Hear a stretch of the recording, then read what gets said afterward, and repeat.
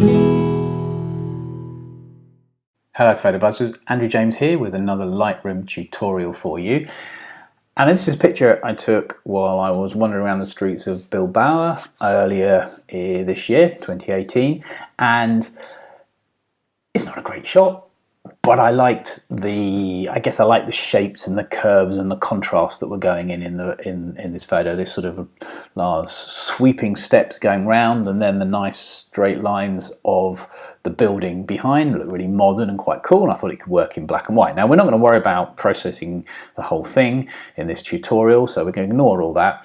What I'm interested in is sorting out the biggest issue, because if we look at it, what I saw was those nice straight lines of the building haven't come out in this picture. Why? Well, because I was shooting quite wide, 26mm actually in this case. That's wide. So there's going to be some converging verticals because I'm shooting slightly up. I'm at a lower position. The lady and who's my point of focus, and then the building behind are kind of higher than me. So I've got the camera slightly pushed, sort of I guess tilted up fractionally. And that, with the distortion of the wide angle, have created this. So one of the things we can do, if you don't have your lens correction switched on when you actually bring the images in, make sure you've got enabled lens corrections, and that will do a little bit for us, but it's not going to solve the problem completely. But it's always, you always have that on. What we're going to do is we're going to go down here to the transform panel. It's the third from bottom in the stack in the develop module. And we can have a look at one or two things here to see how they do. Let's, for example, in one click of a button, we might be able to solve it. So let's have a look. Let's try auto. I'm clicking on auto. And actually auto's done a pretty good job here, hasn't it? What you can see is that it has stolen some of the surrounding image while it's kind of reconfigured everything to try to give us some nice straight verticals and horizons. For example, if I went into the scale, or took left on the scale slider underneath, you can see what it's or where it's taking its area from and trying to correct for us.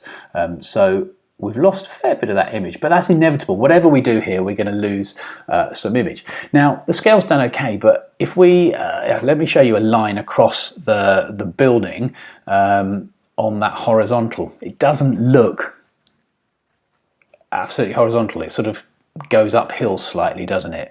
So it's not perfect, but the vertical is good. If we look at the lamppost there, that's definitely vertical. So it's done all right on the vertical, but not so good on the horizontal. So I think we should lose that. Go back to the beginning. A few clicks. There we go. We're back at the beginning. Okay, so all good, except we haven't sorted anything. So we're going to try, let's try full here. What's full going to do for us? Okay, so full has very much done a similar thing, but actually in this case, it's left the area that it's corrected from on the outside.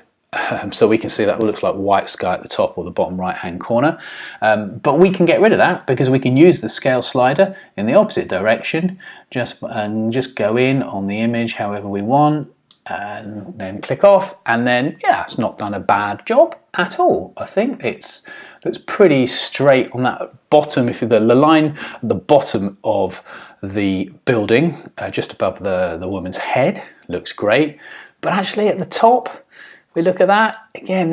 It's not level there. That's still sloping, isn't it? So no, not quite work. But again, always worth trying these one-click resolution. So right, there we go. I've clicked a couple of times, taking us back to the start again. I think what we're actually going to do here is we're going to have to use this little baby. Now, it looks a bit like an unfinished noughts and crosses. It's actually our guided upright tool. That's Shift plus T for those of you who like quick keys to get your tools up. And if we click on it and we take it over the image, we get a cross. We get a little loop that allows us to sort of see exactly where we're placing our, we're clicking on the image. So what I want to do, I need to add 2 verticals and then 2 horizontals. Could do it the other way around, doesn't really matter. But I'm going to do verticals first and then 2 horizontals in order to tell it exactly where I need everything to be nice and straight.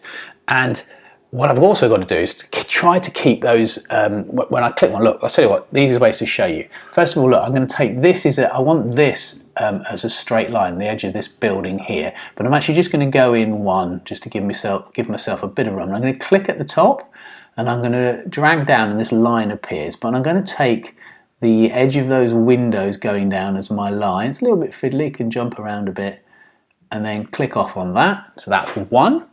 And then I'm going to take this line down here on the windows again as well as my second one. Just move that in and click off on that, and there we go. So that has done, it's corrected those verticals. And in fact, if we look at the this lamppost here, that's definitely straight. So that's pretty good. But of course, what it hasn't done still is it has not corrected the horizontals. So I'm going to take the key again and just create a horizontal going across on that bit. Is that spot on? Oh, I'm not sure if I got that quite right. Hold on, let me just, here's a little fiddly, there we go. Perfect, done it now. And then we've got one up here, look, that I'm going to go right across on that angle one there, underneath those windows there, and take that.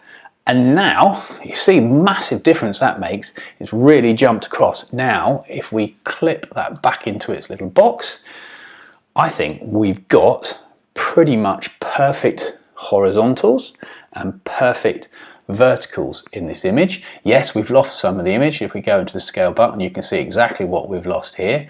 Quite a bit of the image actually, but that's, you know, I guess that's what we accept is going to have to happen, which is why if you are shooting images like this and you know that you're going to need to correct them later, it's sometimes worth leaving a little bit of space around your the scene, your composition, in order to correct. The other option is that you use a tilt and shift lens at the time, but that could be quite expensive. So there we go, we've done pretty well. I'm just going to click on crop just to make sure is that absolutely level. Yeah, it looks it. I can't see any issue with that. So I'm now happy that using the guided upright tool, I've sorted out those verticals and horizontals so everything is absolutely spot on. If we look back at where we started with our before, and we've got those horrible kind of lines all over the place, and after using the guided upright tool, we've sorted out all those verticals and horizontals, everything's spot on. Anyway, hope you enjoyed that. The guided upright tool, a really useful function in Lightroom. There'll be more Lightroom tutorials coming your way soon.